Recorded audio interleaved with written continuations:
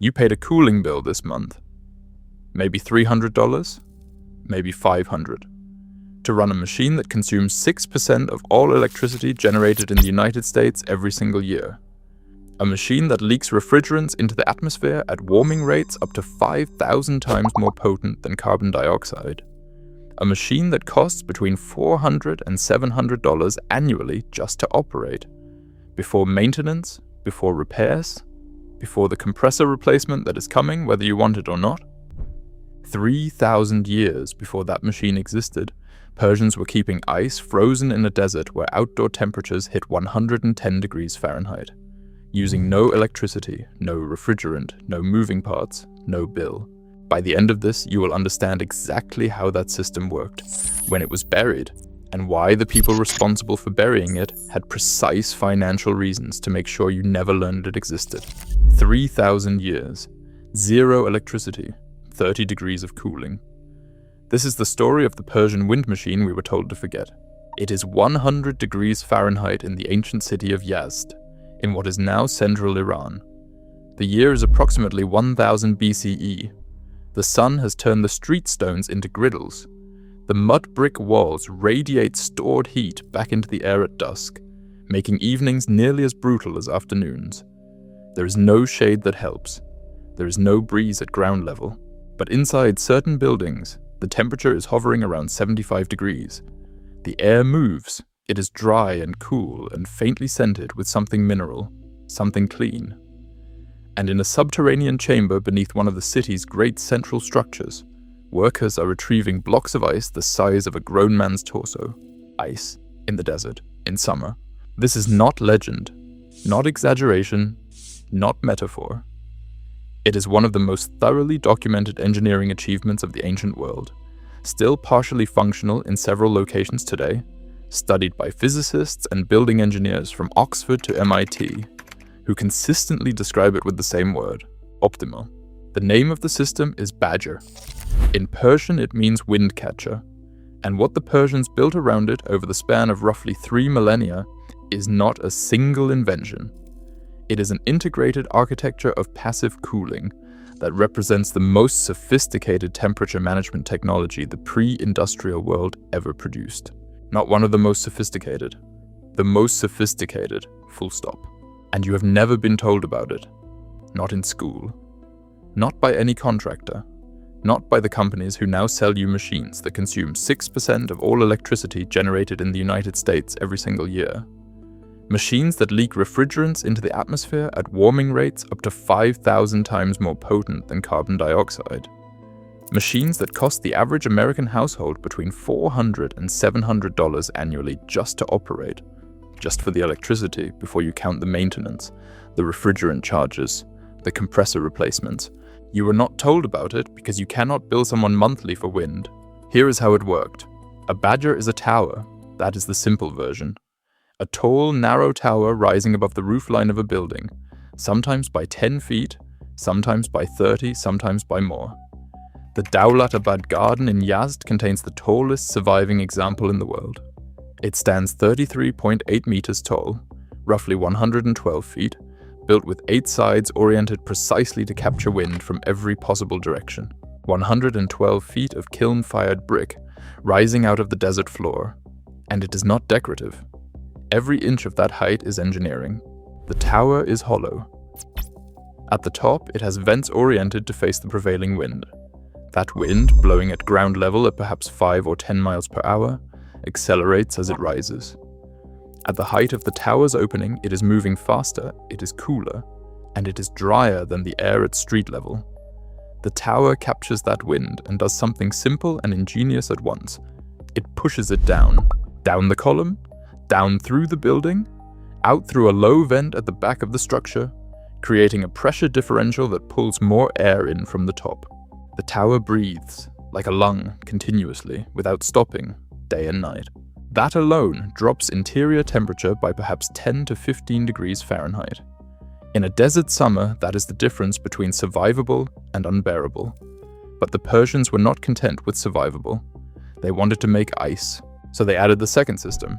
Beneath the cities of ancient Persia, running for hundreds of miles in total, sometimes 100 feet below the surface, was an engineering network that UNESCO inscribed as a World Heritage Site in 2016. They are called Qanats.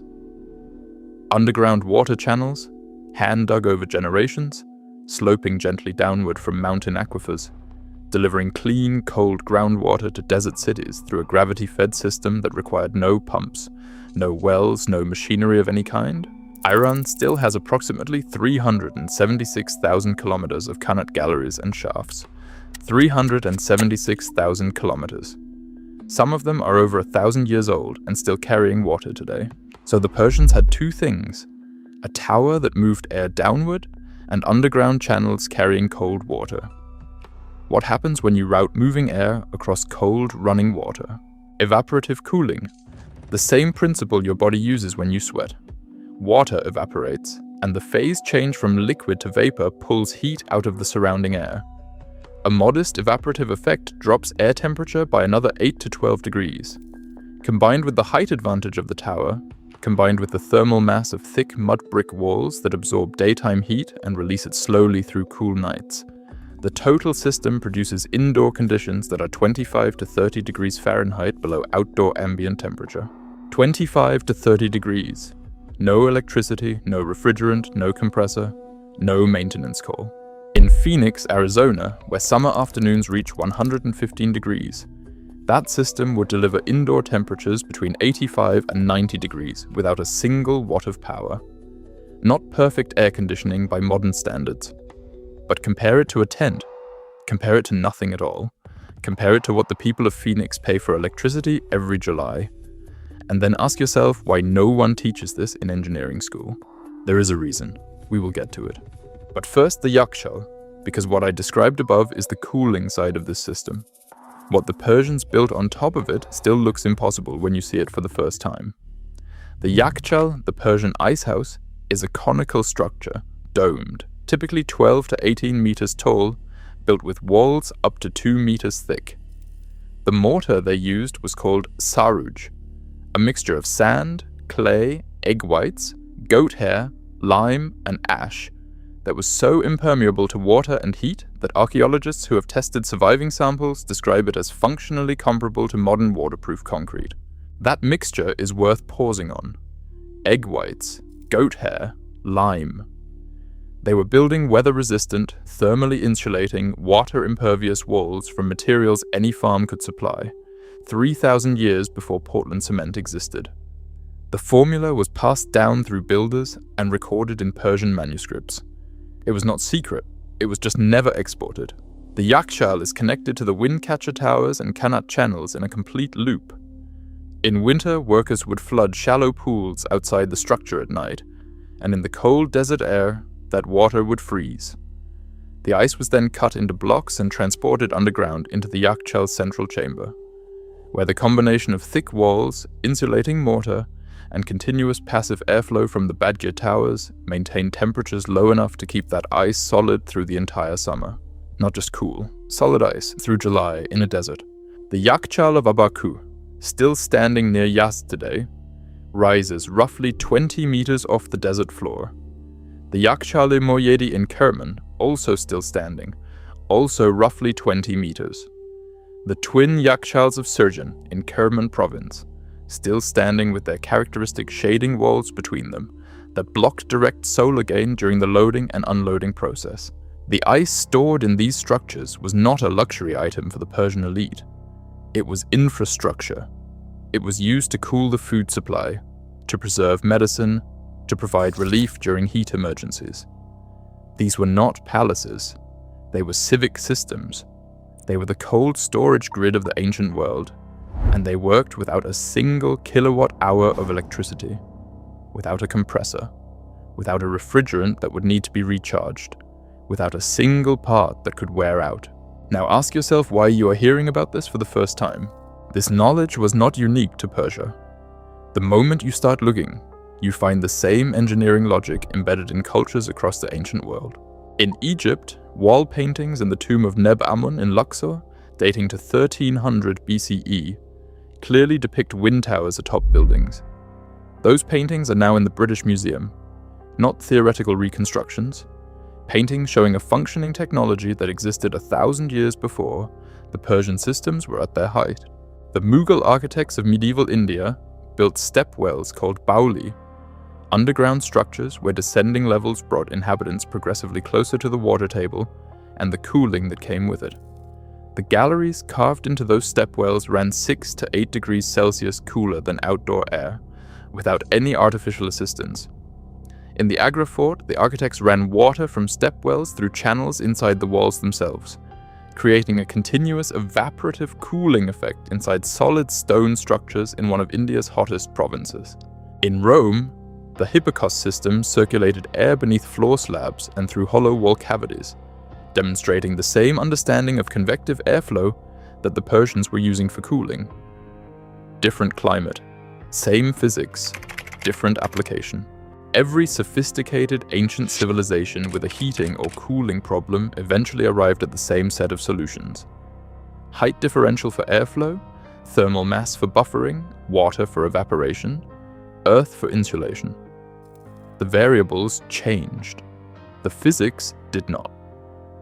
And then, in the span of roughly 50 years, starting in the 1950s, all of it disappeared from common practice.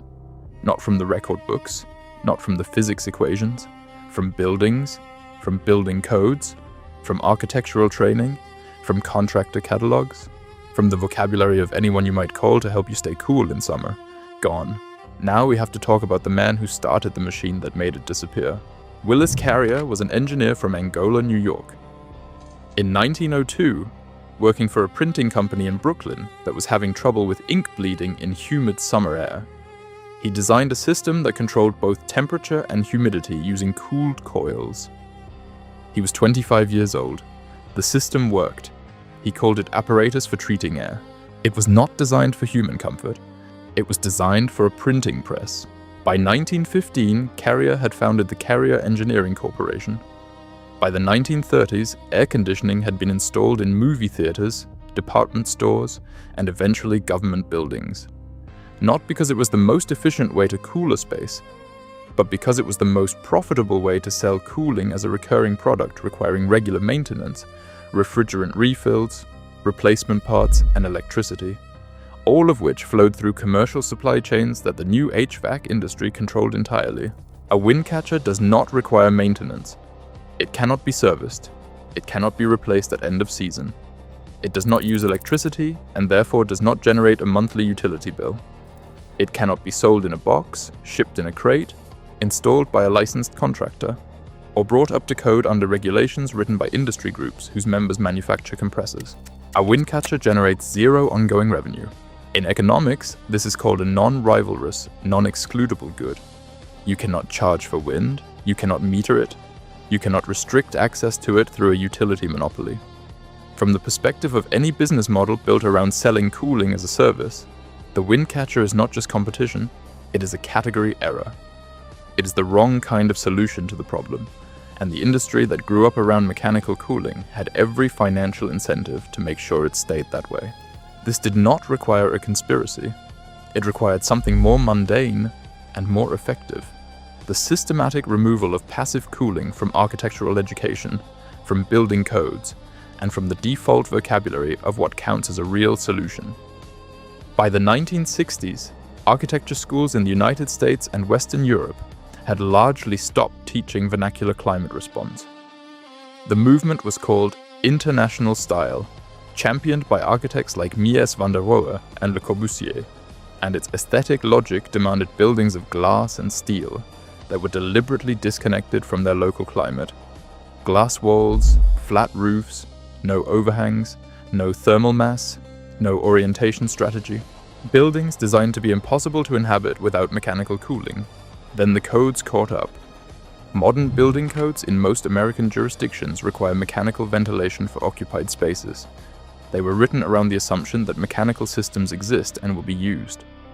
A building designed purely around passive airflow without mechanical backup faces a compliance maze that most architects will not attempt, and most inspectors do not know how to evaluate. You can have your Windcatcher, you still have to buy the compressor. The industry built the cage around you and then called it safety.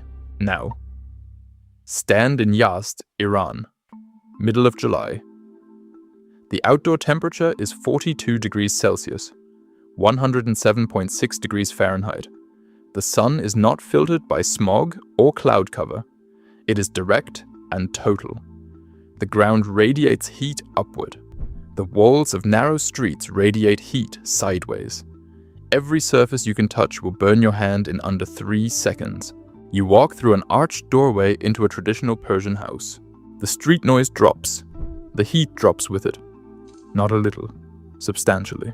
A courtyard opens around you, perhaps 12 meters square, with a low pool in the center tiled in deep blue and green. Plants crowd the edges, their leaves shifting just barely in air that has no business moving this far below ground level. The walls surrounding you are 3 feet thick, built from fired mud brick, pale as bone in the afternoon light, radiating nothing because they have not yet absorbed what the sun is doing to the city outside. Above you, a badgir tower rises, 8-sided.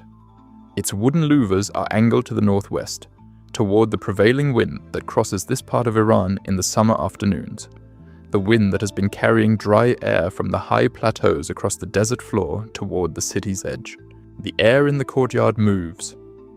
Not dramatically, not like a fan running on high, but it moves steadily, and it is cool, and it is dry, with a faint mineral quality, the smell of deep earth and running water, the kind of smell that tells your nervous system, before your mind consciously registers it, that you are safe from the heat. The pool in the center is fed by a qanat. The water in that channel left the mountain aquifer at a temperature of roughly 12 degrees Celsius, 54 degrees Fahrenheit. It has traveled underground for perhaps 40 kilometers through insulated earth, losing almost none of its temperature. It enters the pool clear and cold and barely moving, only the slight tension of its surface betraying that it is flowing at all. You watch the airflow. The air coming down from the badgir tower reaches the level of the pool and spreads across the water's surface. You can feel the temperature change before you understand it.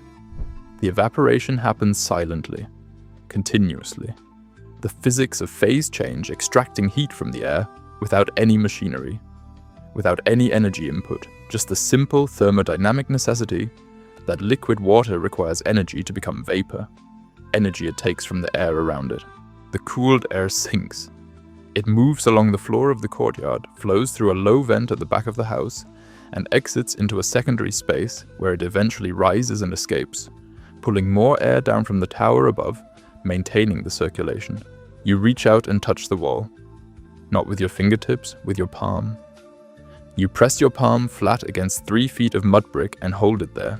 It is cool. Not room temperature, cool. The way a cave wall feels in August. The way the inside of a root cellar feels when you step in with summer air still on your skin. 3 feet of mud brick have been absorbing the nighttime cold for weeks, releasing it hour by hour, acting as a thermal battery that the daytime heat has not yet depleted, and will not deplete before the sun goes down again and the cycle recharges. The temperature in this courtyard, right now, in July in the middle of a desert city, is 23 degrees Celsius, 73.4 degrees Fahrenheit. Comfortable enough to sit still in, comfortable enough to read in, to eat in, to sleep in, without a single watt of power being consumed anywhere in the system. And below, in the subterranean ice chamber that this house connects to through a narrow stone passage, a block of ice the size of a small car sits in the dark, surrounded by 2-meter-thick saruj walls, cooled continuously by the passive airflow threading down from the towers, not slowly melting, not fighting a losing battle against the desert heat through the wall, sitting intact, solid, preserved, waiting to be used. The builder of this house did not have a degree from MIT. He did not have access to computational fluid dynamics software or energy modeling platforms. He had knowledge passed down through at least 40 generations of builders who had observed, tested, failed, refined, and embedded their understanding into the training of the next generation with the kind of rigor we now reserve for professional certification programs. The kind of rigor that produces, over centuries, a system that is not just adequate but genuinely optimal for its conditions. The word that appears consistently in peer-reviewed engineering literature when researchers study these systems is not quaint, not historical curiosity, not primitive, optimal. As in, for the climate, the materials, and the performance objectives, the Persian passive cooling system represents a locally optimal engineering solution, not a solution that might work. A solution that is the best available answer to the problem, as determined by engineers who have access to every alternative. And it is not dead. In 2006, the architecture firm Foster & Partners, led by Sir Norman Foster, completed the first phase of Masdar City outside Abu Dhabi. This was intended to be a model zero-carbon city in one of the world's hottest climates, where summer temperatures regularly exceed 45 degrees Celsius. The centerpiece of its public cooling strategy was a 45-meter wind tower, a direct contemporary adaptation of the Persian badgir, using modern sensors and adjustable louvers to orient to prevailing winds, and spraying fine mist at the intake to enhance evaporative cooling. The system reduced the temperature in the central plaza beneath it by up to 10 degrees Celsius. 10 degrees in Abu Dhabi from a tower. Foster's firm did not invent this, they remembered it. A 2024 study published in a peer-reviewed journal evaluated Windcatcher systems in heritage buildings across the UAE and found that they maintained indoor temperatures below 30 degrees Celsius during peak heat months, while reducing carbon emissions by 74 to 111 kilograms of carbon dioxide equivalent per month per building. With zero electricity consumption. A residential building in Dubai that integrated passive cooling strategies showed total annual energy consumption reductions of up to 23.6%. Not marginal, not statistical noise. Nearly a quarter of the entire building's annual energy load eliminated, replaced by geometry and physics. The Monodrat company in the United Kingdom has been manufacturing modern Windcatcher rooftop units since the late 1990s. Their systems have been installed in hundreds of schools and commercial buildings across Britain. Energy monitoring of those buildings consistently confirms that the Windcatcher units deliver meaningful ventilation with zero electricity consumption under favorable conditions, and surveys of teachers and students report improved air quality and thermal comfort compared to mechanical ventilation systems. This technology works. It works in Abu Dhabi, it works in Britain, it worked in Egypt in 1300 BCE. The physics has not changed. The International Energy Agency's Future of Cooling report projects that by 2050, the number of air conditioners operating globally will triple, from 2 billion units today to approximately 3.7 billion. The electricity demand from cooling alone will exceed the entire current electricity generation capacity of the United States. Everything the United States generates today, for all purposes, less than what we will need just for cooling buildings in 25 years. And the global air conditioning market is currently valued at $159 billion, projected to hit $270 billion by 2032. The refrigerant market alone, just the chemicals inside those machines, is separately projected to reach $55 billion by 2034. You cannot build a $270 billion industry on a rooftop tower made of brick and wood. So the industry built something else, and then made sure the codes, the curricula, and the culture all pointed in the same direction for decades, until the question of passive cooling became a fringe position rather than the obvious starting point. Here is what is happening right now, though, because the physics does not care about the market. Researchers studying Mughal passive cooling techniques are adapting stepwell principles to modern apartment blocks in Indian cities like Ahmedabad, where passive approaches reduce the cooling load by 30 to 40% of what a purely mechanical system would require. Architects in Spain, Italy, and Portugal are returning to courtyard designs with central water features that replicate the Persian evaporative logic. University engineering departments in the UK, Netherlands, and Australia are publishing research at an accelerating rate on Windcatcher integration into contemporary building design.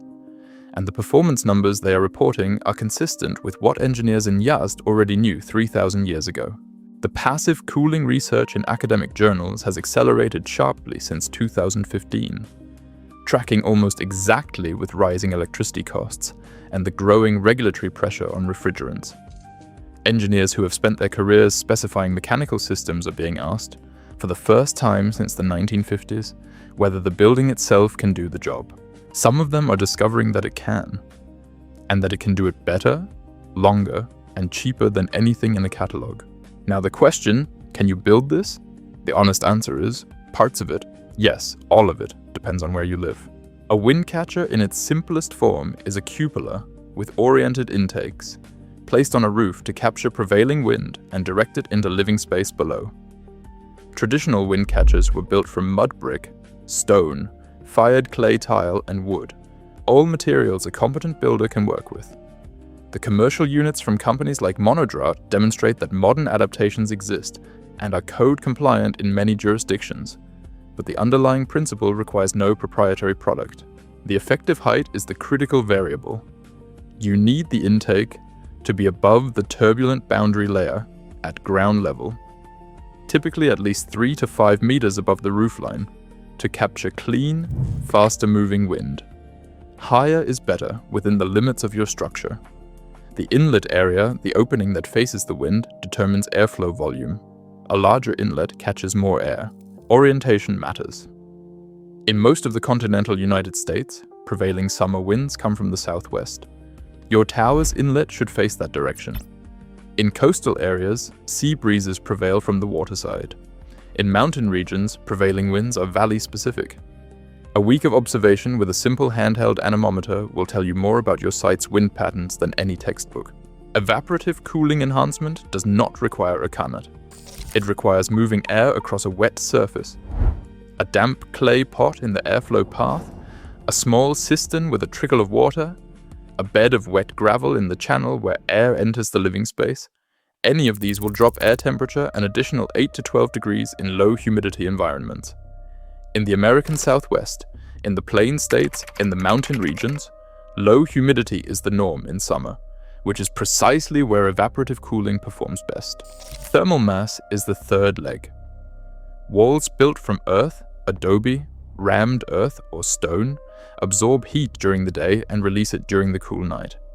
A home with 8 to 12-inch thick earthen walls does not need to cool itself continuously throughout the day. It buffers. It uses the stored coolness of the night to push back against the heat of the afternoon. The cooling load, the amount of temperature reduction you need from your ventilation system, drops dramatically. The combination of these three elements, airflow height differential, evaporative enhancement, and thermal mass, is what the Persians understood and what took 3 millennia to fully optimize. You do not need 3 millennia, you need to understand the physics and apply it to your site. On a property with the right orientation, the right winds and walls of adequate mass, a well-designed passive cooling system can maintain interior temperatures 20 to 25 degrees below outdoor ambient through the hottest months, without consuming any electricity during operation. Not 85% reduction, not partial mitigation, 0 consumption during operation. The only cost is construction. And unlike a mechanical HVAC system that will require replacement in 15 to 20 years, properly built passive systems do not wear out. The Dowlatabad Garden Windcatcher in Yazd is still operational after roughly 250 years of continuous use. The oldest surviving Yakchals date to the 4th century BCE. The Qanats that fed them were dug over 1,000 years ago. The technology does not depreciate because it has no moving parts to wear, no refrigerant to leak, no circuit board to fail, no filter to replace. The maintenance schedule for a properly built passive system is essentially this. Check the mortar every decade. This is not a product. It is a building. And the difference between a product and a building, between something that degrades and something that endures, is precisely what the construction industry spent 70 years training you not to think about. The real price of that training is not the $700 you pay to cool your house every summer. The real price is the knowledge you gave up in exchange for the convenience of assuming someone else had a better answer. They did not. The Persians had the better answer. It was in the walls, in the towers, in the underground channels. It was in the specific gravity of mud and the specific heat of moving air, and the phase change thermodynamics of evaporating water. All of which are still true. All of which are still measurable. all of which are still sitting in the desert outside Yazd, 33 meters tall, facing the prevailing wind, still working.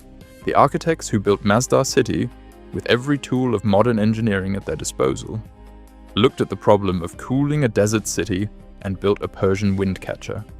45 meters, steel and sensors instead of brick and wood. But the same physics, the same fundamental answer. Because the physics did not change, only the financial incentives around it did. There is something particular about being the generation that has access to both things at the same time. The 3,000-year track record and the peer-reviewed confirmation. You do not have to trust the ancients on faith. You can read the studies. You can visit Yazd and stand in the courtyard and feel the air moving, and note that it is 23 degrees Celsius in July, and understand that the system working around you is not magic, not folklore, not a historical artifact. It is engineering. Mature engineering. Better in several critical respects than the engineering we replaced it with. The archive does not run out of material here. The Romans, the Egyptians, the Mughals, the Aboriginal Australian earth-sheltered shelters built to exploit the ground temperature differential. Every culture that built in a challenging climate and had enough generations to get good at it, landed on versions of the same 4 variables: thermal mass, height differential, water evaporation, earth insulation. 4 variables, 3 millennia of optimization, and a $270 billion industry built on the premise that you need a machine instead. You do not need the machine, you need the physics. And the physics has been sitting in the open, in plain sight, in desert cities across Iran, Egypt, India, and the UAE for 3,000 years. The energy industry erased it because they could. Because they arrived first in the curriculum, first in the codes, first in the default assumptions of what buildings are supposed to need. Because by the time you were old enough to ask questions about your cooling bill, the answer that did not involve a monthly payment had already been buried so deep that you would have needed an archivist to find it. Consider this the finding. The Windcatcher still works. The physics still holds. The Yakchals are still standing. The Qanats are still flowing. And the people who figured all of this out, who handed it down through 40 generations before it was interrupted, were not primitive. They were not lucky. They were paying attention to the wind, to the water, to the earth, to the physics that has never changed and never will. And so can you. The Persians solved cooling, but 1,000 years before them, someone else solved the other half of the equation.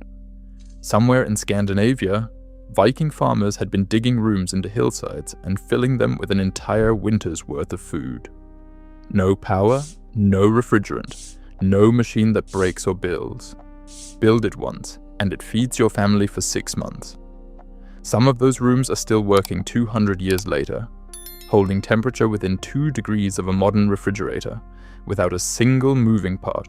That is the next video, click it now.